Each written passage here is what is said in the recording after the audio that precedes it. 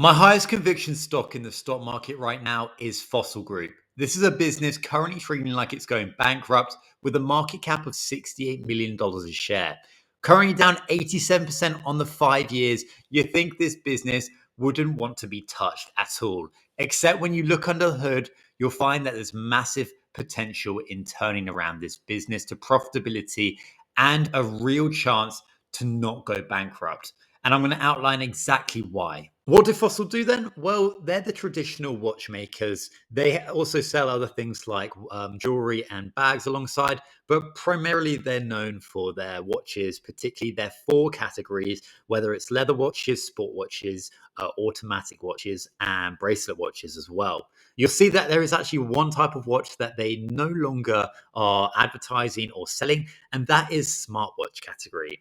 And the reason for their smartwatch category and the removal of their smartwatch category is because one, it's a highly competitive environment, and two, it's also weighing in on their gross margin. So why is Fossil Group interesting? Well, they've recently had an active investor come out and scold the Fossil board with this particular note that they came out with.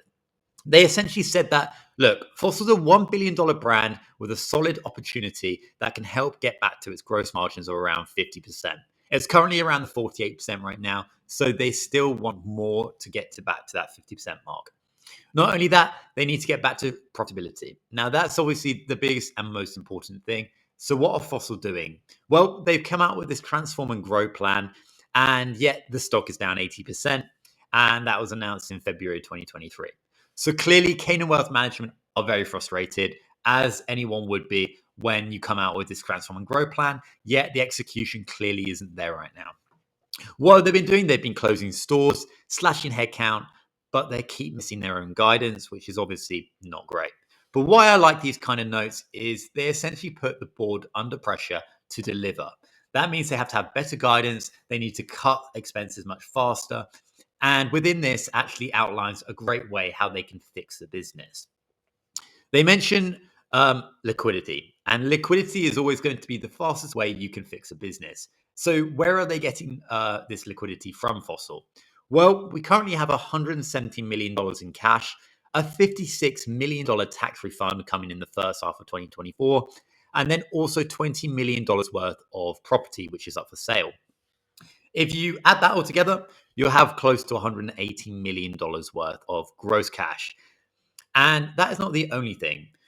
With that $180 million worth of cash, remember, you have a $68 million business market cap. They do have quite a bit of debt on hand, but they can fix this very quickly. This particular chart now, you'll see that this is actually a separate ticker symbol for Fossil Group. It's their senior convert notes, or around 7% that are due in 2026. Now, these convert notes are high interest, costing the business around $21 million. And you can actually see that on the balance sheet if we look at their interest expenses. Currently, these convert bonds are costing the business $21 million, which is very expensive for a market cap of only $68 million. Now, if we go back here, you'll see that they're actually trading around a 50% discount to what they initially started at in 2021. They currently opened around $25 a share, and these convert notes are worth around $150 million. So if we were to buy back all these particular senior notes at a discount of at $13 a share, you're talking about around a $70 million worth cost to the business if they were to buy back all this debt, and they're getting $75 million worth wiped out for free, which they don't have to pay back. Now, that is amazing because that means that if you go back to the gross cash in, let's say you had $177 million worth of gross cash, you're then left with around $100 million worth of cash still in the bank, which means, at a $68 million market cap, they've just wiped out all their debt. And not only that, they have $100 million in cash left over to help fix that business, grow the business, use it for marketing, use it for reducing costs, whatever it is. They can really fix this business very quickly. This is outlined exactly by Kane Wealth Management. They exactly say the same thing, which is what we're looking at here.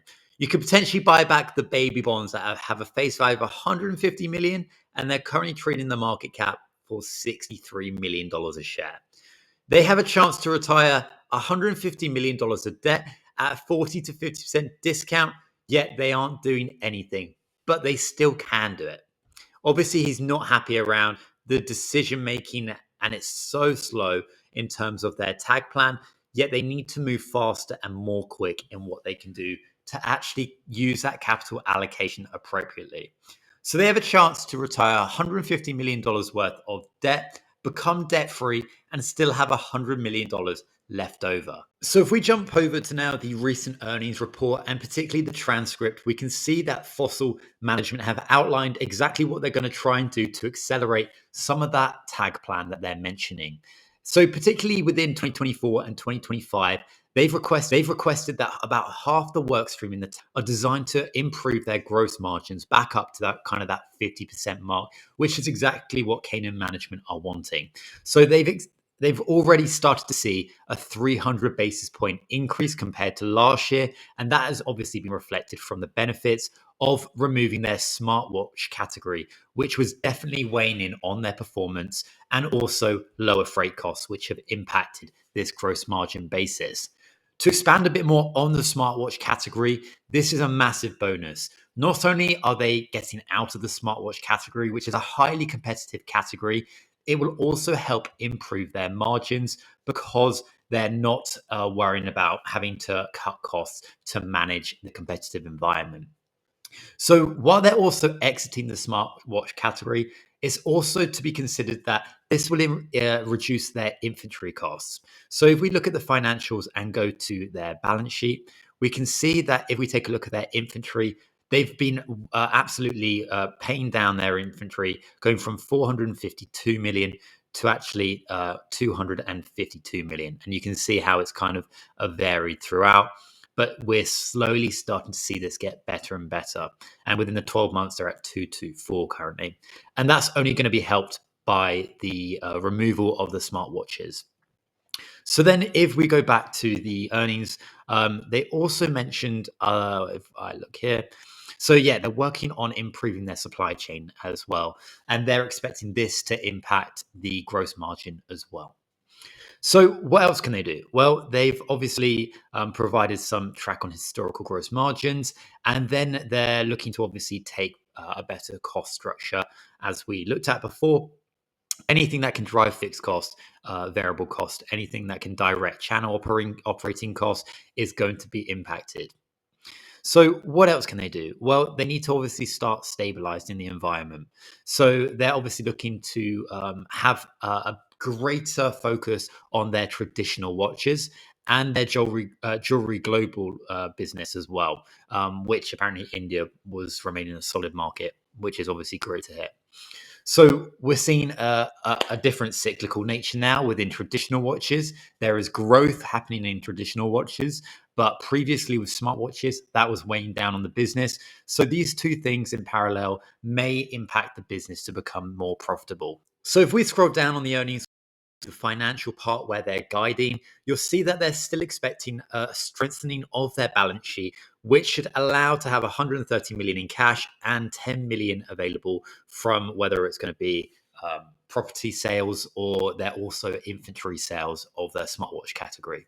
This should hopefully generate free cash flow they're expecting of approximately $70 million. Now, this is a massive improvement to last year, and this is going to be a big driver in improving the share price of FOSL. Not only this, they're expecting to be free cash flow positive on the year, but it obviously has included the $57 million tax refund. And not only that, they're also expecting maybe a sales decline, but it should still be around the $1.2 billion mark if you look here. So yeah, they're obviously helping remove $100 million in negative impact from stores, concessions, all that kind of things that were weighing down on the business. And this should hopefully improve as the year goes on. So new catalysts which can really make FOSL explode are their recent earnings coming up on the 8th of August. Right now, you'll see there's no expectations for EPS or revenue. And that's because this company doesn't have a lot of eyes on it in terms of analysts and other people looking at this business because the market cap is very small. So once the EPS comes in, we know that they are getting a $56 to $57 million tax rebate, which is going to impact their EPS numbers to be cash flow positive. And I don't think Wall Street is quite expecting that. While the revenue numbers may come in either flat or lower than expected, it's going to be the EPS which is going to be most important, because like I mentioned, this business is priced like it's going bankrupt, when it's not. And I think once you start to see that Wall Street wakes up a little bit to the fact that it's not going bankrupt, you'll see that this stock will explode to $2, $3, $4 very quickly. And I think that right now, if you were to get in, you'd have a fantastic average cost right now. And while it may be a little bit of a risk if they don't execute the things like buying back all their convertible notes, you're still going to have a very asymmetric upside potential in this stock, I believe. So I think that you need to have some sort of allocation in your portfolio for a stock like FOSL, because while it is maybe a little bit speculative, I think there's so much value in this business, and it has all the levers that it can really pull on to drive the stock price higher.